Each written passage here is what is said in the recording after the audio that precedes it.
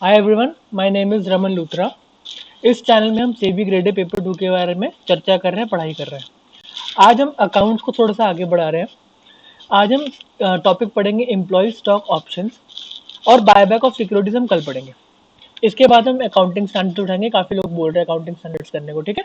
Okay. आज हम employ stock option पढ़ेंगे, उसके बारे में हम स्टार्ट करते हैं। किसी को डाउट हो तो प्लीज़ आप मेल वेल कर सकते हैं, कोई प्रॉब्लम नहीं है। अभी हमारे क्लोज ग्रुप है, उसके अंदर भी आप ज्वाइन कर सकते हैं टेलीग्राम के। उसका लिंक डिस्क्रिप्शन में डाल दूंगा मैं, ठीक है? अभी एम्प्लॉय स्टॉक ऑप्शन के बारे में बात करते हैं। आज का मुद्दा ये, आज हमें सीख के जाना है, समझ के जाना है। सिर्फ पेपर के पर्सपेक्टिव से भी नहीं, मैं कहूँगा आपको पता होना चाहिए। अगर आपका कभी स्टार्टअप हो तो आपको भी एम्प्लॉय स्टॉक ऑप्शन इशू करने पड़ सकते हैं। या तो आप कभी किसी कंपनी में अच्छी पोजीशन में जाएं तो आपको एम्प्लॉय स्टॉक ऑप्शन आपको मिलेंगे। तो आपको क्या करना होगा, आपकी जर्नी क्या होगी, आज हम पूरी जर्नी को ध्यान रखेंगे। ठीक है? हमारा तरीका पढ़ने का ये है कि हम पूरी जर्नी को देखते हैं कि क्या हो गया। एक इवेंट आएगा, उसको हम कैसे डील करेगी, कंपनी कैसे डील करेगी और एम्प्लॉय कैसे डील करेगा। हाँ सर, हमें पता है, वैसे ही पढ़ा दो। चलो आज बात करते हैं। अभी कोविड टाइम के अंदर जब एम्प्लॉयज को बाहर निकाला जा रहा है, समझ रहे हो ना? क्योंकि थोड़ी दिक्कत हो रही है भाई, कैश वैश नहीं है, कोई बिजनेस नहीं आ रहा, तो लोगों को बाहर निकाल रहे हैं। अब एम्प्लॉय को रोकने का तरीका एकमात्र, एम्प्लॉय को रोकने का तरीका without any outflow of cash. काफी startup companies are giving employee stock options है। ऐसा है? हाँ बेटा, देखो नीचे एक न्यूज है ना, स्टार्टअप लाइक जोमेटो, ओयो, ये ईसॉप एम्प्लॉय स्टॉक ऑप्शंस, ये ईसॉप्स ऑफर कर रहे हैं अपने एम्प्लॉयज को कि प्लीज आप हमारे साथ लॉयल रहिए इस समय, इस डिफिकल्ट टाइम के अंदर। हम आपका पे कट कर रहे हैं, सब कुछ कर रहे हैं, बट ये कंपनी है, एक कंपनी ऐसे ही चलती है। अगर उसके पास फंड्स ही नहीं है तो आपकी सैलरी कहाँ से देगी इस समय में, इस डिफिकल्ट टाइम के अंदर? अगर आप हमारा साथ देंगे एम्प्लॉयज, तब हम आपको एम्प्लॉय आगे जाके शेयर देंगे। आज से हम 3 साल बाद, 3 साल तक हम हमारे साथ, एग्जाम्पल है, आज से 3 साल तक हमारे साथ काम करो, हम आपको एक्स नंबर ऑफ शेयर देंगे। उस शेयर की वैल्यू इमेंसली ज्यादा हो सकती है जितना आपने इस 3 साल में खोया पे कट करके। उससे क्या पता, ट्वाइस थ्राइस 10 टाइम्स आप पैसा कमा सकते हो। कैसे? एक एग्जांपल है कि एक फ्लिपकार्ट के जो बड़े ड्राइवर था ना, बड़ी फेमस स्टोरी हुई थी। उसके पास शेयर थे, वो 10 करोड़ के शेयर थे ड्राइवर के पास है। हाँ बेटे, थे ये। देखो, एम्प्लॉय स्टॉक ऑप्शन ऐसे गेम को पलट सकता है। I worked in a major bank, Indian bank के अंदर भी और एमएनसी बैंक के अंदर भी। जिस इंडियन बैंक में मैं काम करता था, उसके अंदर जो सैलरी थी ना, थोड़े अच्छे अच्छे लेवल पे, जो क्रेडिट हेड से या मैनेजर से अच्छे लेवल वाले, उनकी सैलरी जो होती थी ना, 1 करोड़ के अराउंड जो होती थी सैलरीज, वो 1 करोड़ रुपए की सैलरी कैश के रूप में पेमेंट नहीं होती थी। Most of the part was share, employee stock option. जो वो 1 करोड़ की सैलरी को कंप्यूट करते थे ना, उसमें मेजर चंक होता था एम्प्लॉय स्टॉक ऑप्शन। अभी जितने भी आपके एमडीज वेमडीज है ना, आप उनकी सैलरी देखोगे, 3 करोड़ 4 करोड़ जो होती है ना सैलरी, उसके अंदर major chunk employee stock option का होता है। ठीक है बेटा, इंटरेस्ट बना, आपको मिलने वाले हैं ना एम्प्लॉय स्टॉक ऑप्शन आगे जाके, तो आप इंटरेस्ट बना के इसको सुनना। ठीक है सर, हमारे कान खड़े हैं। एम्प्लॉय स्टॉक ऑप्शन प्लान, अभी हम इसको जो कंपनी पॉइंट, बेटा देखो, हर इंडिया में हर चीज लॉ से लिंक्ड है ना। अभी अभी लॉ अगर ऐसा कहेगा कि लॉ ने अगर कुछ रिस्ट्रिक्शन डाल दी या लॉ ने कुछ बोल दिया, तो उसको देख के ही हम अकाउंट्स के अंदर आके उसकी अकाउंटिंग करेंगे। अभी लॉ के अगेंस्ट तो कोई जा नहीं सकता, तो लॉ को मानते हुए हम एम्प्लॉय स्टॉक ऑप्शन को देखेंगे, उसकी एंट्री करेंगे, बुक्स के अंदर डालेंगे। ठीक है सर, हमें लॉ बताओ। बेटा हमने लॉ के अंदर पढ़ा है एम्प्लॉय स्टॉक ऑप्शन के बारे में कि पहले शेयर किसको, पहले राइट शेयर जो अपने शेयर होल्डर के, उनकी शेयर होल्डिंग डाइल्यूट ना हो जाए। उसके बाद बारी आती है हमारी एम्प्लॉयज की। अगर स्पेशल रेजोल्यूशन पास हो जाए तो एम्प्लॉय को हम एम्प्लॉय स्टॉक ऑप्शन दे सकते हैं। उसके बाद हम बाहर जाएंगे पैसा मांगने। ठीक है, इतनी बात आपको पता है। एम्प्लॉय स्टॉक ऑप्शन जब मैं उधर पढ़ा रहा था आपको, जो शेयर्स हमारे बांटने का तरीका था, मैंने इसके रूल्स आपको नहीं पढ़ाए थे, जो कि मैं चाहता था मैं इस लेक्चर के अंदर पढ़ाऊं, ताकि आप लिंक कर सको। ठीक है सर, अब हमें रूल बताओ इसका, एम्प्लॉय स्टॉक ऑप्शन का कंपनी एक्ट क्या बोलती है? सुनो, ये उसके रूल्स है।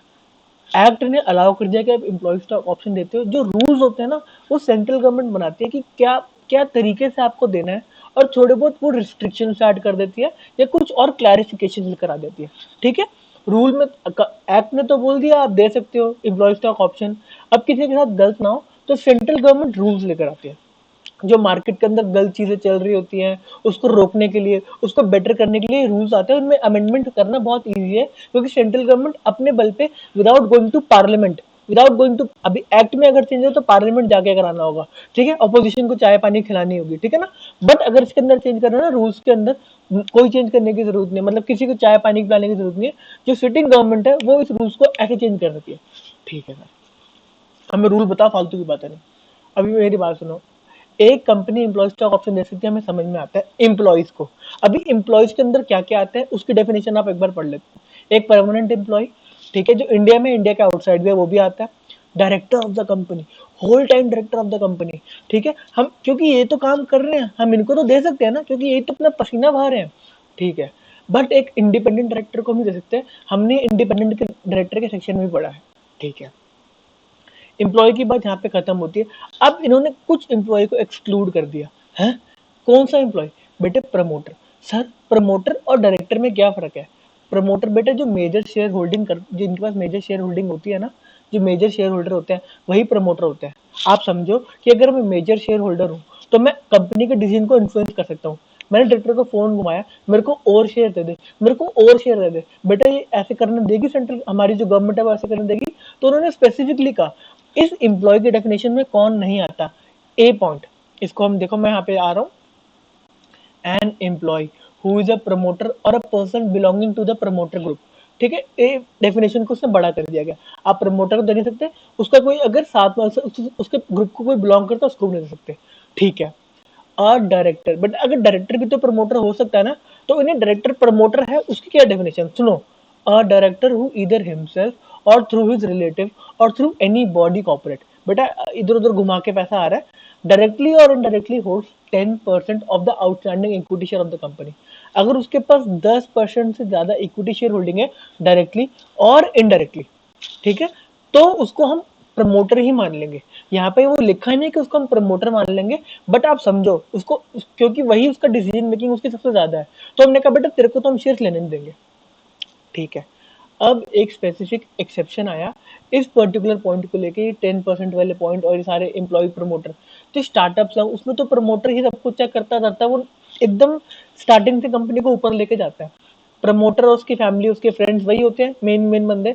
उनके लिए इन्होंने थोड़ा सा एक्सेप्शन डाल दिया कि आपके लिए ये ऊपर की जो दो बातें हैं कि हम आपके प्रमोटर को एम्प्लॉय की डेफिनेशन में नहीं आने देंगे, हम आपके डायरेक्टर जो 10% से ऊपर शेयर होल्ड करता है हम उसको एम्प्लॉय की डेफिनेशन में नहीं आने देंगे। ये चीज हम स्टार्टअप पे अप्लाई नहीं कर रहे, मतलब स्टार्टअप के अंदर जो एम्प्लॉय, जो प्रमोटर है, जो डायरेक्टर है जिसके पास होल्डिंग ज्यादा है, हम उसको भी एम्प्लॉय मान लेंगे। इस सेक्शन के लिए आप उसको एम्प्लॉय स्टॉक ऑप्शन दे दो, ठीक है बेटा। यहाँ पे देखो उन्होंने स्पेसिफिकली लिख दिया कि इसके अंदर जो स्टार्टअप्स है उसकी डेफिनेशन किसने दी है। पहली बात, ये डिपिट है department of promotion and industry and internal trade, done. इन्होंने कितने बार, जिस दिन कंपनी का इनकॉर्पोरेशन हुआ ना स्टार्टअप का, उसके 10 साल तक, उसके 10 साल तक, जिंदगी भर नहीं बेटा, 10 साल, ठीक है। अब मेरी बात सुनो, आप एक कंपनी में आज डायरेक्टर बने, आपको कल ईसॉप दे दे, आपको कल ईसॉप दे दे, कल आप ईसॉप को स्टॉक्स ले लें और बेच के निकल जाए, ऐसा कर दें? नहीं। इसके अंदर एक एक एक मतलब क्या कहते हैं रूल डाला गया कि there shall be a minimum period of 1 year between grant of option and vesting of option. Sir हमें इंग्लिश में ग्रांट का मतलब भी नहीं पता, हमें वेस्टिंग का मतलब नहीं पता। बेटा ग्रांट, आज के दिन आपको मैंने ग्रांट किया, आपने आज कंपनी ज्वाइन करी, मैंने आपको आज ही के दिन ग्रांट कर दिया कि लो आप मेरी कंपनी के एम्प्लॉय स्टॉक ऑप्शन ले लो, आप आए हो तो ये आपके लिए गिफ्ट है। हाँ दे सकते हैं, दे सकते हैं। आज आया मैं उसको ऑनबोर्ड ही मैंने इस तरीके से किया कि मैं तेरे को ऑप्शन दूंगा, आप आओगे, हाँ बेटा वो ललचा गया, वो आ गया, ठीक है। अब मैंने कहा आपको इस शेयर्स को कम से कम, मैं आप ये वाले शेयर्स आपको मिलेंगे, हमने ग्रांट कर दिए, बट आप 3 साल तक मेरी कंपनी में रहो, 3 साल तक मेरी कंपनी में रहो, उसके बाद आप इस शेयर्स को हम आपको दे देंगे। तो बेटा ये जो 3 साल का पीरियड है ना, ये वेस्टिंग पीरियड है। आपको 3 साल पसीना बहाना पड़ेगा, समझ रहे हो ना, 3 साल पसीना बहाओगे तब जाके आपको शेयर्स मिलेंगे। ओके बेटा, रेडी हो? हाँ सर हम रेडी है। आप इसकी सेटलमेंट बताओ, अगर कोई एम्प्लॉय चाहे तो इसको 3 साल बाद शेयर मिल जाएंगे? हाँ बेटा मिल जाएंगे। एक और तरीका भी हो सकता है कि 3 साल बाद शेयर ना लेके हमारे जो कैश, हम सीधा उसको कहें कि ये शेयर की वैल्यू इतना, कैश इतने रुपए की वैल्यू है, तुमसे कैश ही ले ले, हैं? अगर उसको शेयर लेने होंगे तो सेकेंडरी मार्केट में जाके, जो मार्केट में हमारे शेयर्स बिक रहे हैं, वो जाके खरीद लेगा अगर उसको इतना अच्छी लग रही है कंपनी तो। समझ में आती? दोनों में जो कंपनी का एक्सपेंस है वो सेम होगा। या तो हम उसको शेयर दे दें, या तो हम उसके जो डिफरेंस वैल्यू, जो उसकी वैल्यू एक्चुअल में आती है, हम उसको कैश जाके पकड़ा दें। ठीक है सर, हमें समझ में आ गया। अब सुनो, इसका अकाउंटिंग पर्पस में क्या होगा। इसको हमने 3 कैटेगरी में डिवाइड कर दिया है। हाँ, पहली कैटेगरी इक्विटी ले लो। इक्विटी ले लो, जो हम सबसे बात करते आ रहे हैं, जो आपको नॉर्मली अंडरस्टैंड करते हो, आपकी एम्प्लॉय स्टॉक ऑप्शन, मतलब शेयर दे दो। ठीक है। दूसरी बेटा कैश सेटल, जो आया 3 साल के पीरियड खत्म हुआ, जो शेयर की वैल्यू चल रही थी, हमने वैल्यू वैल्यू निकाली, एम्प्लॉय को बुलाया, ले बेटा कैश, चेक पकड़ और निकल। समझ में आती है बात? अगर उसको स्टॉक लेना है, उसको कंपनी में इन्वेस्टेड इन्वेस्टेड रहना है, तो सेकेंडरी मार्केट में जाके स्टॉक को ले लो। फिर इससे फर्क क्या पड़ा बेटा, अगर इक्विटी सेटल्ड करते ना, तो कंपनी की शेयर होल्डिंग, मतलब जो कैपिटल बेस बढ़ जाता, और जो एग्जिस्टिंग ओनर है उनकी डाइल्यूट हो जाती है शेयर होल्डिंग। अगर हमने कहा तो सेकेंडरी कैपिटल से ले, जो प्रमोटर्स की जो होल्डिंग है वो डाइल्यूट नहीं हुई, सेकेंडरी में बिग खरीद गए। हाँ सर, हमें समझ में आ गया। चलो, या तो बेटा दोनों हो सकते हैं। ठीक है, थर्ड कैटेगरी दोनों हो सकते हैं। ठीक है। अब इसके अंदर हम पढ़ने वाले हैं। अब हम एक जर्नी पे जा रहे हैं। हाँ, आपको आपको स्टॉक मिल रहे हैं, अब आप जर्नी पे जा रहे हो कि क्या हुआ आपकी लाइफ के अंदर, आपने घर जाके खुशियां बांटी कि मेरे को ईसॉप मिल गए, मेरे को ईसॉप मिल गए। हैं, अब आपको कैसे बिहेव करना है ना, मैं आपको वो इस एक जर्नी में दिखा रहा हूँ। ठीक है। Employee stock option plan is an option given to director officer और permanent employee of the company of subsidiary in India, outside India, उसकी holding company, associate company, to purchase और सब्सक्राइब सिक्योरिटी। ठीक है बेटा, आपको ऐसे ऐसे तरीके से मिल सकता है। इसके अंदर जो पॉइंट इंपॉर्टेंट है, जो आपको ईसॉप मिलता है ना, वो हमेशा फ्यूचर डेट पे मिलता है, कि फ्यूचर डेट पे हम आपको इतने शेयर दे रहे हैं। समझ में आती है? और जनरली एट कंसेशनल प्राइस होता है। ठीक है ना, क्योंकि अगर महंगा मिलेगा तो आप लोगे क्यों। अब मेरी बात सुनो, ये कंसेशनल प्राइस से आपको क्या मतलब है, आप इधर अपना दिमाग ब्लॉक मत करो। आपको इधर अपना दिमाग, आपको फ्यूचर्स के बारे में पता होना चाहिए, अगर आप एफ एम भी पढ़ के आए हैं। फ्यूचर्स क्या होता है, आज मेरी कंपनी का शेयर है 100 रुपये का, डन। मैं कह रहा हूँ कि 3 साल बाद तू मेरे से ये वाला शेयर 110 रुपए का ले लियो। है, एम्प्लॉय कहेगा मैं पागल हूँ, मैं पागल हूँ, मैं क्यों 110 का लूँ, ये तो 100 रुपए का शेयर है। मैंने कहा सुनो मेरी बात, ये शेयर आज 100 रुपए का है, मेरे को लगता है मेरी कंपनी जैसे पिछले साल से परफॉर्म करते आ रही है, मेरी कंपनी का शेयर आगे जाके 200 का ट्रेड करेगा। समझ में आ रही है बात? कंसेशनल प्राइस का ये मतलब नहीं आपको आज के प्राइस से कंपेयर करना है, आपको फ्यूचर प्राइस जो उसका हो सकता है उससे कंसेशनल प्राइस पे होगा जनरली। ठीक है। ऐसे भी होता है ना, कंपनी बेटा गड्ढे में गिर गई, आगे जाके प्राइस और मतलब प्राइस बेकार हो गया, हाँ हो सकता है, इसको हम अभी बात करेंगे। आपको मोटी मोटी बातें समझ में आती है। ठीक है। The company granting options to its employee pursuant to ESOPs will have the freedom to determine exercise price। Sir हमें एक्सरसाइज प्राइस पता ही नहीं क्या होता है। जब बेटा 3 साल उस एक एम्प्लॉय आपको जो मिले थे शेयर, आपने 3 साल मेहनत करी, आपने 3 साल पसीना बहाया, इस दिन पे आपको जब स्टार्टिंग में ग्रांट हुए थे ना ऑप्शन, आपको बता दिया गया था कि हम जो 3 साल बाद आपको शेयर देंगे, तो आपको एक फ्रैक्शन अमाउंट, बोले तो अगर 100 रुपए का शेयर हमने एक अमाउंट था, तो हमने कहा आप हमें 20 रुपए दे देना 3 साल बाद। तो जो एक्सरसाइज प्राइस है ना, वो 3 साल बाद जो आपको पैसा, जो आपको मनी देना है शेयर लेने के लिए, वो एक्सरसाइज प्राइस है। सर हमें समझ में आ गया। ठीक है। कंपनी को ये फ्रीडम है लॉ के अंदर कि वो जितना मर्जी एक्सरसाइज प्राइस बना ले।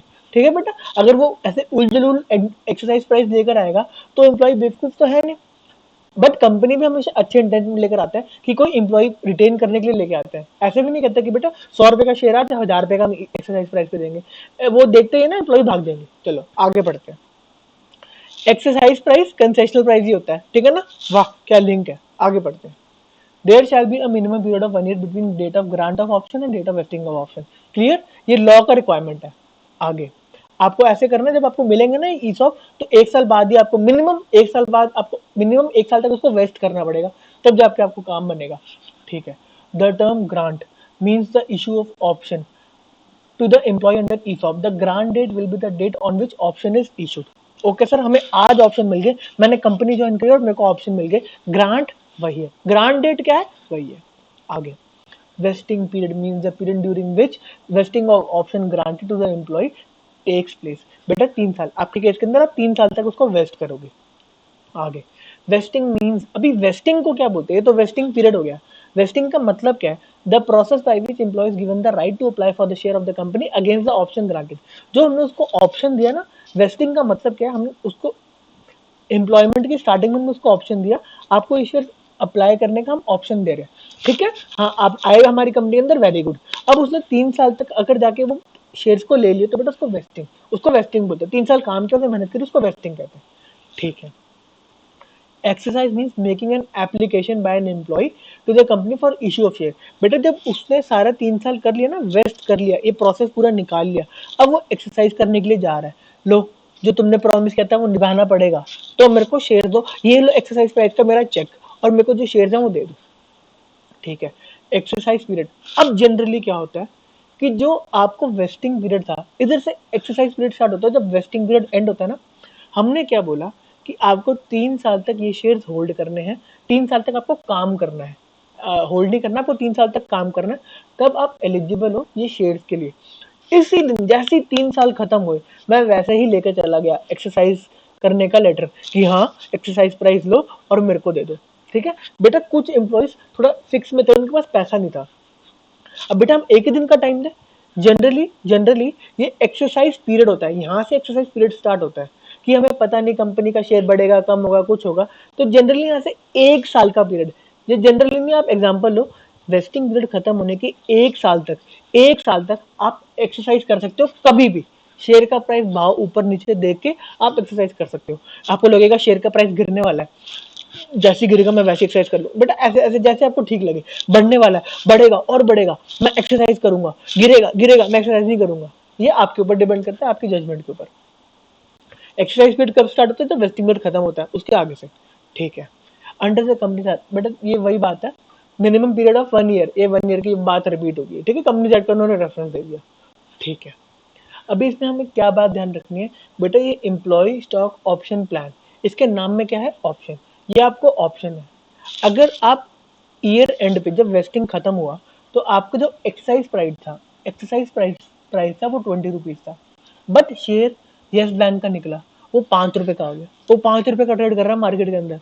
आप एक्सरसाइज करोगे, नहीं नहीं सर हमने आपसे क्लास ली है, हम फुद्दू नहीं है, ठीक है। आप इस समय उसको एक्सरसाइज नहीं करोगे, ये आपका ऑप्शन है, ठीक है। हाँ सर, अब देखो ऑप्शन का क्या मतलब है, option means a right but not an obligation granted to an employee for a specified period of time in pursuance of ESOP to purchase or subscribe the share of the company at a predetermined price। इतनी बात समझ में आती है, ये आपकी पूरी journey है। अगर आपको जर्नी समझ में आती है तो आपको लॉजिक क्लियर है। अब हम एंट्रीज पढ़ेंगे, वो अलग चीज है। आपको इतनी बात समझ में आती है, अगर आपसे कोई ईसॉप्स के बारे में पूछो तो आपको सब कुछ पता होना चाहिए, ये सारे के सारे टर्म्स डन सर हमें पता है। अब बात को आगे बढ़ाओ।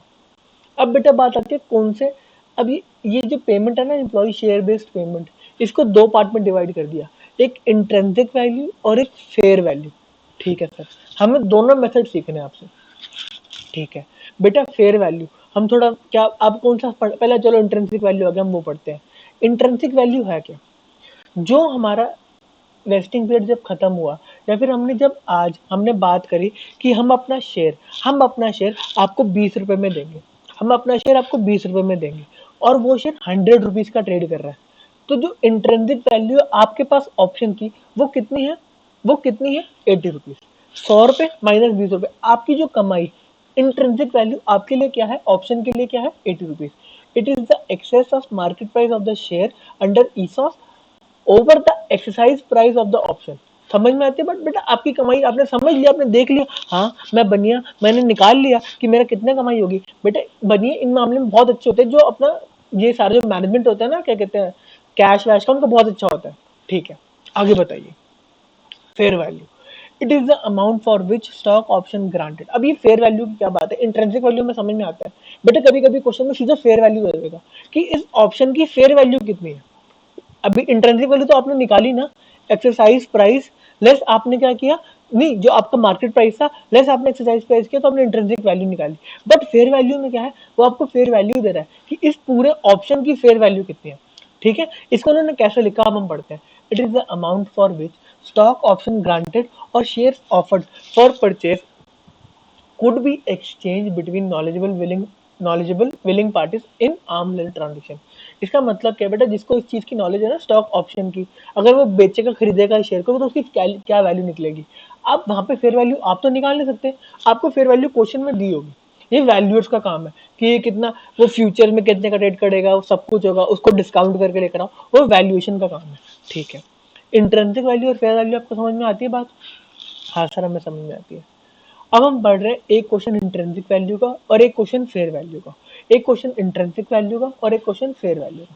ठीक है सर, आप इंट्रिंसिक वैल्यू के बारे में हमें थोड़ा सा बताइए। अब हमें इंट्रिंसिक वैल्यू के बारे में थोड़ा सा बताइए। ठीक है, a company has its share capital divided into shares of, आप नोट करना चाहे तो कर सकते हैं। ठीक है, a company has its share capital divided into shares of 10 rupees. बेटा नॉमिनल वैल्यू कंपनी की शेयर कैपिटल की क्या है? 10 रुपए। ऑन 1 अप्रैल, ठीक है, 2001 मान लेते हैं हम इसको, 2011 मान लेते हैं। ठीक, it granted 10,000 employee stock option. बेटे उन्होंने लिखा है 10,000 employee stock option, 10,000 employee stock, total जो स्टॉक ऑप्शन दिए गए ना, मतलब 10,000 शेयर्स के बारे में बात कर रहा है। 10,000, अगर ऐसा होता ना कि 1,000 एम्प्लॉय को हमने 10-10 शेयर दिए तो उसको हम इंटू करते। ठीक है, तो 10,000 employee stock option at 40 when the market price was 130। हमने एम्प्लॉय को स्टॉक ऑप्शन दिया 40 रुपए पे, एक्सरसाइज प्राइस 40 रुपीज, हमने उसका मार्केट प्राइस क्या था 130। तो आपने कैलकुलेट कर लिया, मैंने 90 रुपीज आज ही कमा लिए। ठीक है, आगे बढ़ते। The option were to be exercise between 15 March 2012 and 31 March 2012। The employees exercise their option for 9,500 share only, remaining option lapsed. जो रिमेनिंग ऑप्शन है वो लैप्स हो गए। किस तरीके से लैप्स हो गए बेटा? एम्प्लॉय छोड़ गए, कुछ ऐसा हो गया, कंपनी के लाला जी का लड़ाई होगी, उन्होंने कहा आपको नहीं मिलेगा। ठीक है, वो आगे जाके कोर्ट में आते, उनकी अलग मर्जी है।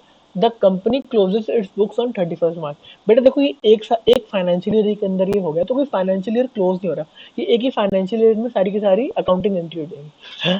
आप करके दिखाओ सर, हमें आप पे भरोसा नहीं है। सुनो, अभी हम क्या एंट्री करने वाले हैं। फर्स्ट एंट्री में आपको बता रहा हूँ कि 15 मार्च से 31 मार्च के बीच फर्स्ट एक ही एंट्री होगी। अगर मैं किसी को ऑप्शन दे रहा हूँ ना, उसकी कोई एंट्री नहीं, ऑप्शन देने में कोई एंट्री नहीं है। जब ये ईयर एंड होगा कि मेरा कितना एक्सपेंस है, मैं हर एक ईयर एंड पे अपना एक्सपेंस निकालूंगा। ठीक है, उसकी एंट्री होगी हमेशा, क्योंकि मैंने अगर ऑप्शन दिया उसको तो मैंने ना कुछ लिया कुछ दिया, सिर्फ एक ऑप्शन दे दिया। अभी हम ईयर एंड पे आते हैं। इस केस के अंदर जैसे ही ईयर एंड हुआ, वैसे ही मेरे को लोगों ने 9,500 शेयर वालों ने मेरे को कहा हम आपका ये वाला जो ऑप्शन है एक्सरसाइज करना चाहेंगे। मैंने कहा तो लाओ 40 रुपए। मेरे बैंक के अंदर 9,500 इंटू 40, 3,80,000 आ गए। ठीक है, अब मेरा जो एक्सपेंस है बहुत इजीली आप निकाल सकते हो, 9,500 इंटू 90 रुपीज, 130 माइनस 40, 8,55,000। जो आपके एमसीक्यू में क्वेश्चन आएगा बेटा वो यही आएगा, एम्प्लॉय कॉम्पनसेशन जो एक्सपेंस है ना, वो कितना आप इस पर्टिकुलर ईयर में रिकॉर्ड करोगे। बेटा आपको ये एमसीक्यू आ सकता है। ठीक है सर, इक्विटी शेयर कैपिटल कितनी है? 9,500 इंटू बेटा जो आपका नॉमिनल वैल्यू शेयर की कितने 10, और बाकी का जो बैलेंस अमाउंट है 130 माइनस 10, वो आपका शेयर प्रीमियम अकाउंट के अंदर चला जाएगा। आपको इतनी बात समझ में आती है? यही एंट्री है, यही होता है। आपने इसको आप सर लॉजिक से मैं बताऊं, लॉजिक से मैं बताऊं, बेटा कंपनी अगर चाहती तो इस शेयर को अगर मार्केट से लेती, ये कैपिटल मार्केट से रेज करती तो 130 की करती, बट उसने आपको एम्प्लॉयज को कंसेशन 40 रुपीज में दे दी, तो 90 रुपीज का उसको इस समय लॉस हुआ, उसको 90 रुपीज का लॉस हुआ, तो वो एक्सपेंस रिकॉर्ड करना चाहिए नहीं करना चाहिए? हाँ सर करना चाहिए, हमने एम्प्लॉय के लिए खर्चा किया, हम क्यों ना दिखाएं, हम दिखाएंगे पूरी दुनिया को अपने पीएनएल के अंदर कि एम्प्लॉय कॉम्पनसेशन में मैंने कितना खर्चा किया। ठीक है, अगर मैं एम्प्लॉय कॉम्पनसेशन में खर्चा ना करता तो मेरा प्रॉफिट कितना ज्यादा होता, जनरली लोग ये बताना चाहते हैं। आगे बताओ सर, आगे बताओ। अब ये एम्प्लॉय कॉम्पनसेशन अकाउंट है, जो बेटा जब ईयर एंड होता है ना, तो हर एक एक्सपेंस पीनल के अंदर चला जाता है, एक्सपेंस खत्म पीनल के अंदर चला जाता है, और हर एक इनकम भी खत्म होकर पीनल के क्रेडिट पे चली जाती है। बेटा एंट्री देखो ये होती है, प्रॉफिट एंड लॉस अकाउंट को हम डेबिट कर देंगे, प्रॉफिट एंड लॉस जो बनेगा ना उसके डेबिट साइड पे आ जाएगा employee compensation account, profit and loss बना उसके डेबिट साइड पे आ जाएगा बाय एम्प्लॉय कॉम्पनसेशन एक्सपेंस। ठीक है, प्रॉफिट एंड लॉस को हमने डेबिट कर दिया कि बेटा प्रॉफिट एंड लॉस में जा, प्रॉफिट एंड लॉस में जा, 8,55,000 प्रॉफिट एंड लॉस में चले गए। ठीक है सर, अब हमें फेयर वैल्यू से बताओ। बेटा fair value very very easy, उन्होंने फेयर वैल्यू आपको सीधी दे दी है। क्वेश्चन बढ़ते हैं सर, क्वेश्चन कराओ। ABC limited granted to its employee share option with the fair value of 5, सीधा बता दिया कि शेयर ऑप्शन की क्या वैल्यू है 5 lakh on 1 April 2010। If they remain in the organization up to 31 March 2013। बेटा सिर्फ 3 साल के लिए कह दिया, आपको 3 साल रुकना पड़ेगा, 3 साल रुकना पड़ेगा। अब मैं टेंशन में, मैं 3 साल कितना एक्सपेंस रिकॉर्ड करूं, मैं 3 साल कितना कितना एक्सपेंस रिकॉर्ड करूं। बेटा आपको समझ में क्या आता है, 5 लाख को आप 3 साल में डिवाइड कर दो, लॉजिक यही बनता है ना। हाँ, बट इसको हम थोड़ा सा और बेटर करेंगे। आगे बताओ सर कैसे बेटर करेंगे हम इसको। ऑन 31 मार्च 2011, मैं 2011 पे आके खड़ा हूँ बुक्स को क्लोज करने के लिए, ठीक है। लाला जी पूछ रहे हैं मेरा एम्प्लॉय स्टॉक पे कितना खर्चा हो गया इस साल। सुनो, इस साल मेरे 9% एम्प्लॉय निकल गए हैं, जिनको मैंने स्टॉक ऑप्शन दिया था ना फेयर वैल्यू, 9% एम्प्लॉय निकल चुके हैं, 91% एम्प्लॉय मेरे बचे हैं। तो बेटा 91% खर्चे को ही मैं इस साल में डिवाइड करूंगा। मेरी बात को आप मानते हो हाँ कि ना बोलो। हाँ सर हम मानते हैं। उसके अगले साल 89% रह गए, और 2013 को जब मैं क्लोज करने आया तो तब 82% लोग रह गए। हाँ सर, हमें आप एक्सपेंस, हमें क्या क्या एक्सपेंस है वो आपसे बताओ। बेटा पहला एक्सपेंस देखो, पीरियड 1, पीरियड 1 में खर्चा कितना होगा, पीरियड 1 में खर्चा होगा बेटा 5 लाख। इस 5 लाख का मैं इंटू 91% कर दूंगा, और इस 91 ये मेरे पूरे 3 साल का खर्चा है, इसको मैं डिवाइड कर दूंगा 3 से। बहुत इजी, और ये आपका निकल के आ गया एक्सपेंस कितना, 1,51,667। सर हमें समझ में आती है। पीरियड 2 में क्या होगा, बेटा पीरियड 2 के अंदर हम 5 लाख ही रखेंगे। अब 89% लोग रह गए, 89% हमने देखा। अब इसको हम डिवाइड बाय 3, क्योंकि 2 साल निकल गए हैं तो हम इंटू 2 कर देंगे। 2 साल में कितना खर्चा हमें रिकॉर्ड करना चाहिए था, हमें रिकॉर्ड करना चाहिए था 2,96,667, 296,667, जिसमें से हम 151,667 पीरियड 1 पिछले साल में हम कर चुके हैं। तो इसका बैलेंस हम इस साल करेंगे, कितना आ गया 1,45,000। बेटा ये एमसीक्यू है। अब पीरियड 3 के अंदर क्या है, हमें पूरे साल में 5 लाख करना था, अब 82% ही है, तो हमारे पूरा खर्चा होना चाहिए था 5 लाख इंटू 82%, हमारे 4,10,000। 4,10,000 में से हम पिछले 2 साल में कितना खर्चा कर चुके हैं, कितना एक्सपेंस ले चुके हैं, 296,667। बैलेंस कितना बचा है इस थर्ड ईयर के लिए, 1,13,333। बेटा यही है। देखो 5 लाख का जो आपका पूरा एक्सपेंस है ना, ऑप्शन का जो फेयर वैल्यू थी, जब कट कट के आए ना बेटा, एंड में खर्चा 82% ही होगा, 4,10,000। बेटा यही खर्चा रहेगा, क्योंकि एंड में बचे 82, मेरा खर्चा ही उतना। अब उसको डिवाइड करने का उन्होंने तरीका बता दिया है। सर आप इसको सिर्फ आखिरी साल में ले लेते 4,10,000 का, क्यों उसने 3-3 एंट्री करी। अब बेटा क्रूअल कॉन्सेप्ट कर रहे हो आप अकाउंटिंग के अंदर, जैसे ही एक्सपेंस आप इंकर होता है ना, तभी आपको एक्सपेंस को वो लेना पड़ता है। पहले साल में आपका एक्सपेंस हो गया, बट वो पैसा नहीं है, आपको दिख रहा है ना कि आपका एक्सपेंस हो गया, तो आप उस एक्सपेंस को डाल दो। हमें सर समझ में आती है, हम बच्चे नहीं है, ठीक है। इतनी बात आपको समझ में आती है। हाँ सर हमें समझ में आती है। कुछ और इसके अंदर है तो आप मेरे को हमें पढ़ाओ, ठीक है। हम थोड़ा सा एक स्टेप आगे जा रहे हैं, ठीक है। थोड़ा सा हम बड़ा क्वेश्चन कर रहे हैं, आप इस क्वेश्चन को नोट करना चाहे तो आप कर लीजिए। आप मेरे से पहले निकाल कर दे दीजिए मेरे को यार, मजा आ जाए। ABC limited grants 1,000 option, 1,000 employee stock option, 1,000 employee stock option on 1st April 2010 at 40 rupees when the market price is 160 rupees। दिलदार कंपनी। द वेस्टिंग पीरियड आ गया बेटा, फिर वेस्टिंग पीरियड आ गया कि आपको 2.5 ईयर्स तक वेस्ट करना पड़ेगा, ठीक है। और मैक्सिमम एक्सरसाइज पीरियड भी आ गया, वेस्टिंग पीरियड खत्म 2.5 ईयर्स का, उसके बाद 1 साल का एक्सरसाइज पीरियड आ गया, ठीक है। आगे इन्होंने बात करी 300 अनवेस्टेड ऑप्शन 2012 में लैप्स हो गए, और जब आखिरी वाला टाइम आया तो 600 ऑप्शन ही एक्सरसाइज हुए, तो मतलब 100 ऑप्शन बाद में और लैप्स हो गए, ठीक है। हमें सर जर्नल एंट्री बताओ। बेटा आज के दिन मैं ऑप्शन दे रहा हूँ, मैं ऑप्शन लेके आ रहा हूँ, मैं एंट्री करूंगा आज के दिन नहीं सर, बट आप जो आपका ईयर एंड होगा आप एक्सपेंस बुक करोगे। बेटा बताओ कितना एक्सपेंस बुक करूंगा, यही आपका एमसीक्यू है, ठीक है। सर हमारे पहले साल में क्या एक्सपेंस होगा, हाँ सर हम बताते हैं। 160 लेस 40, 120, 120 इंटू 1,000, 1,000, 120 इंटू 1,000, कितने आ गए, कितने आ गए, कितने आ गए, ये आगे सर हमारे 1,20,000, 1,20,000। इस 1,20,000 को हम किससे डिवाइड करें सर, किससे डिवाइड, बेटा 2.5 साल आपका वेस्टिंग पीरियड है, आप उसको 2.5 साल से डिवाइड करेंगे। आपको इतनी बात समझ में आती है, आपको इतनी बात समझ में आती है। जो वेस्टिंग पीरियड है ना पूरा आपको उससे डिवाइड करना है, आपने उससे डिवाइड किया, आपको बेटा 48,000 रुपीज आ गए। आपका इस साल का एक्सपेंस 48,000 रुपीज आ गया। इस साल में आप अक्रूवल कॉन्सेप्ट मानते हुए आपने 48,000 रुपीज का एक्सपेंस बुक कर लिया, जो कि परफेक्टली राइट है। सर आप इस एक्सपेंस को प्रॉफिट एंड लॉस में डालो, ईयर खत्म हो गया, बेटा डाल दिया, ठीक है। नेक्स्ट ईयर है, नेक्स्ट ईयर में और कुछ है, और कुछ है, बेटा 2011 में कोई बात नहीं कर रहा, 2012 में कोई बात कर रहे हैं, 2012 में भी कोई 31 मार्च 2012 तक कोई बात नहीं की गई। 1 मई फर्स्ट फर्स्ट मई फर्स्ट मई को उन्होंने बात करी है। मैं 31 मार्च को बुक क्लोज करूंगा, ये फर्स्ट मई की बात करूंगा, मुझे तो पता ही नहीं थी 31 मार्च को। बेटा 31 मार्च को एंट्री वही की वही आ गई, कुछ हमें पता ही नहीं, हमने फिर से वही वाली एंट्री करी। 1000 ऑप्शन पे 120 रुपए डिवाइड बाय 2.5 ईयर्स, हमने कितना आ गया 2.5 इंटू 2 करते हैं हम, 2.5 इंटू 2, और हम कितना आता है 96,000। हमने 96,000 में से 48,000 ले लिया, तो इधर 48,000 वापस बचा। हाँ सर हमें समझ में आता है, परफेक्टली ऑल राइट, हमें अब समझ में आता है। हाँ बेटा आपको समझ में आता है, इसको हमने पीएनएल में ट्रांसफर कर दिया। अब आई मुद्दे की बात, अब हम थर्ड ईयर के अंदर आए, ये आपका चैलेंज है बेटा। थर्ड ईयर में आप पीएनएल के अंदर कितना अमाउंट डालोगे, ये आपका चैलेंज है। आप पॉज करो, निकाल के दिखाओ। थर्ड ईयर में पीएनएल में कितना एक्सपेंस आएगा ना, जब ये सारा वेस्टिंग हो रही है, तो थर्ड ईयर में कितना पीएनएल के अंदर आएगा, वो आपका क्वेश्चन है, ठीक है।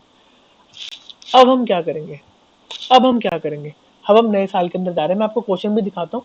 इस क्वेश्चन के अंदर पहला पॉइंट है 300 वेस्टेड ऑप्शन लैप्स ऑन 1 मई 2000 क्या कहते हैं 12। हम इसकी एंट्री करेंगे, ये ऑप्शंस लैप्स हो गए, आज के दिन पे ये ऑप्शंस लैप्स हो गए, और 600 ऑप्शंस वो एक्सरसाइज हुए 30th क्या कहते हैं जून, ठीक है। हम एंट्री करने जा रहे हैं, पहले ओहो बेटा इधर बात देखो कहाँ पे चली गई, इधर बात आ गई। हमने जो फर्स्ट जो 300 अनवेस्टेड ऑप्शन थे वो 1 मई 2012 को एक्सपायर हो गए। हम जब 31 मार्च 2013 को क्लोज करने जा रहे हैं ना, 31 मार्च 2013 को क्लोज करने जा रहे हैं, तो 300 ऑप्शंस लैप्स हो गए। हम 31 मार्च 2013 को जब हम क्लोज करेंगे बैलेंस शीट, तो क्या एंट्री करेंगे बेटा। जब मैं निकालने बैठा ना, तो बेटा मेरे को लगा मेरे साथ 300 लैप्स हो गए हैं। इधर देखो वर्किंग नोट के अंदर मैंने कहा 700 इंटू 120 रुपीज मेरा एक्सपेंस है, 700 into 120 rupees is my expense, क्योंकि 300 लैप्स हो गए, 300 लैप्स हो गए, तो बेटा माई एक्सपेंस इज 84,000। और मैं अपनी बुक्स के अंदर 96,000 क्लेम कर चुका हूँ पिछले 2 साल के अंदर। इस साल मेरे को प्रॉफिट हो गया। यही आपका क्वेश्चन था बेटा। इस साल आपको प्रॉफिट बेटा 12,000 का हुआ है। आपको 700 ऑप्शंस जो आपके बचे हैं, क्योंकि 300 लैप्स हो गए, इंटू 120 का आपका खर्चा था, जो कि टोटल 84 आना था, बट आप 96 पिछले 2 साल में क्लेम कर चुके हो, तो आपको इस समय अपने प्रॉफिट एंड लॉस के अंदर क्रेडिट करना है बेटा। इसको जनरल रिजर्व को हम प्रॉफिट एंड लॉस भी कहते हैं, तो इसको जनरल रिजर्व के अंदर हमने क्रेडिट कर दिया, ठीक है। ये आपको इस साल की इनकम नहीं है, इसलिए हमने इसको जनरल रिजर्व अकाउंट के अंदर डाल दिया। बात एक ही है, ठीक है। जनरल रिजर्व के अंदर देखो बेटा, हमने एम्प्लॉय स्टॉक ऑप्शन अकाउंट को डेबिट कर दिया, जो हम पहले क्रेडिट करते आ रहे थे। Employee stock option outstanding account था, हम उसको पहले क्रेडिट करते आ रहे थे, लाइबिलिटी बनाए जा रहे थे। हमने इधर देखो बेटा लाइबिलिटी बनाई, यहाँ पे हमने एम्प्लॉय कॉम्पनसेशन एक्सपेंस अकाउंट, हमने यहाँ पे क्या किया था, एम्प्लॉय कॉम्पनसेशन एक्सपेंस अकाउंट, हमने यहाँ पे employee to employee stock option outstanding, हम लाइबिलिटी बनाए जा रहे हैं कि हम एम्प्लॉय को शेयर देंगे, हम अपने एम्प्लॉय को शेयर देंगे, हम लाइबिलिटी बनाए जा रहे थे। बट हमें तीसरे साल में जाके पता चली हमारी लाइबिलिटी तो कम है, हमने उस लाइबिलिटी को कम कर दिया, हमने employee stock option outstanding account को किया डेबिट, लाइबिलिटी को किया कम, और हमने जनरल रिजर्व अकाउंट के अंदर 12,000 रुपए डाल दिए। हमें प्रॉफिट हो गया, कंपनी को प्रॉफिट हो गया। वेरी गुड सर, हमें समझ में आती है। अब हमारे बेटे थर्ड ईयर के अंदर ये 3 साल खत्म हो गए, समझ में आती है। अब नेक्स्ट ईयर के अंदर जब एक्सरसाइज पीरियड के अंदर उथल पुथल हुई, एक्सरसाइज पीरियड के अंदर बात आ रही है कि कितने रह गए थे, 600 ऑप्शन रह गए थे एक्सरसाइज करने के लिए, ठीक है। 600 ऑप्शन एक्सरसाइज हुए थे। अब हम उसको पढ़ेंगे कि उसकी क्या एंट्री होगी। 600 ऑप्शन एक्सरसाइज हुए, बैंक अकाउंट में आपके 600 इंटू 40 रुपीज आएंगे, हमें समझ में आता है, ठीक है सर, परफेक्टली क्लियर। इस 600 को हम 1 हम क्योंकि इसका एक्सपेंस क्लेम कर चुके हैं, तो इस बार कोई एक्सपेंस क्लेम होगा नहीं, बट हमने जो लाइबिलिटी क्रिएट कर रखी थी ना पिछले 3 साल के अंदर, employee stock option outstanding account, जब हम एक्सपेंस देके लाइबिलिटी करे आ रहे थे, अब उसको हम स्क्वायर ऑफ कर देंगे कि हमने जो पैसा तुम्हारे लिए अलग रखा था हम तुम्हें दे रहे हैं। हमने जो एक्सपेंस पहले क्लेम कर लिया, अब हम पैसा तुम्हें दे रहे हैं। जो employee stock option outstanding account हमने डेबिट किया, टू हमारा नॉर्मल इक्विटी शेयर कैपिटल और उसका सिक्योरिटी प्रीमियम अकाउंट। टू हमारा इक्विटी शेयर कैपिटल 600 इंटू 10 6000, और बैलेंस 600 इंटू 150 हमारा सिक्योरिटी प्रीमियम अकाउंट। बेटा आपको ये समझ में आता है, बैंक अकाउंट आप सबको समझ में आता है कि कितना पैसा आया, बट आपको ये समझ में आता है कि ये एम्प्लॉय स्टॉक आउटस्टैंडिंग अकाउंट कहाँ से आया। जब आप पहले एम्प्लॉय स्टॉक आउटस्टैंडिंग अकाउंट की लाइबिलिटी क्रिएट कर रहे थे ना, कि आपको ये पैसा आप अलग कर रहे हो, आपको किसको देना है, आपने एक्सपेंस लिया और आपने पैसा अलग कर दिया, ये मैं एम्प्लॉय को दूंगा। जब देने की बारी आई तो हमने एम्प्लॉय से बैंक अकाउंट में पैसा लिया, और जो हमने उसका पैसा उसके लिए अलग रखा हुआ था, हमने उसमें से पैसा लिया, उसको हमने डेबिट कर दिया। बेटा देख रहे हो, हमने इस लाइबिलिटी जो हमने क्रिएट कर रखी थी, रिजर्व्स बना रखे थे, हमने इसको अपने डेबिट कर दिया कि बेटा ये हमारी लाइबिलिटी अब खत्म, क्योंकि हमने एम्प्लॉय स्टॉक ऑप्शन दे दिया। वाह, मजा आ गया सर बात। बेटा अभी बात खत्म हुई है। आपने ऊपर जब 31 मार्च 2013 31 मार्च 2013 को आपने एम्प्लॉय स्टॉक अपना एक्सपेंस कितना क्लेम कर लिया था, 84,000 है। बेटा देखो 700 ऑप्शंस इंटू 120, 84,000 का आपने एक्सपेंस क्लेम किया था। ठीक है, अब आपका एक्सपेंस कितना है, 72,000। 100 बंदे और निकल गए, हाँ? तो ये जो 12,000, बेटा ये फिर आपका प्रॉफिट हो गया। बेटा फिर आपके general employee stock outstanding account के अंदर 12,000 रुपए पड़े थे, अब इसको वापस जनरल रिजर्व के अंदर डाल दो, फायदा। अब इसको जनरल रिजर्व के अंदर क्रेडिट कर दो 12,000। ये आपको बात समझ में आती है। जो एक्चुअल में वेस्ट, जो एक्चुअल के अंदर जो वेस्ट हुए हैं वो कितने हैं, वो है 600, वो है 600 इंटू 120, जो कि है 72,000। हाँ सर हमें समझ में आती है। और आपने एक्सपेंस कितना रिकॉग्नाइज कर रखा है, ऊपर देखो बेटा, ये 84,000 एक्सपेंस आपने रिकॉग्नाइज किया था। हाँ, इस 84,000 को आप हटा दो, आपके सिर्फ 12,000 रह गए। बेटा आपको इतनी बात समझ में आती है। आपको ये थोड़ा सा एलैबोरेट क्वेश्चन था। अगर आपको ये क्वेश्चन समझ में आता है, एम्प्लॉय स्टॉक ऑप्शन आपका मस्ट प्रिपेयर हो चुका है। आपको इस क्वेश्चन को वापस ट्राई करो। आपको इसमें कोई भी प्रॉब्लम आ रही है, आप मुझसे पूछ सकते हैं, मैं बताऊंगा इसके अंदर क्या क्वेश्चन आ सकता है सर। बट इसके अंदर जो टेक्निकल टर्म है ना, वेस्टिंग, एक्सरसाइज, ऑप्शन, ये सारे के ऊपर एक एमसीक्यू आ सकता है। या आपको इस पीएनएल अकाउंट में कितना पैसा जाना चाहिए, पीएनएल अकाउंट डेबिट होगा, क्रेडिट होगा, तो हमारा प्रॉफिट बढ़ेगा, कम होगा, ये भी क्वेश्चन आ सकता है। इसके अगर थोड़ा सा डिफिकल्ट पेपर बनेगा ना बेटा, ये क्वेश्चन आएगा आपके लिए। ठीक है, हाँ, आपको इतनी बात समझ में आती है। आज की क्लास एम्प्लॉय स्टॉक ऑप्शन के लिए इतनी सी ही थी। आई होप आप सबको समझ में आई होगी। आप मेरे जो ग्रुप के अंदर ऐड हो गए, आपको कोई प्रॉब्लम हो तो आप पूछ सकते हैं। ठीक है, okay, bye bye, please revise this topic, bye bye.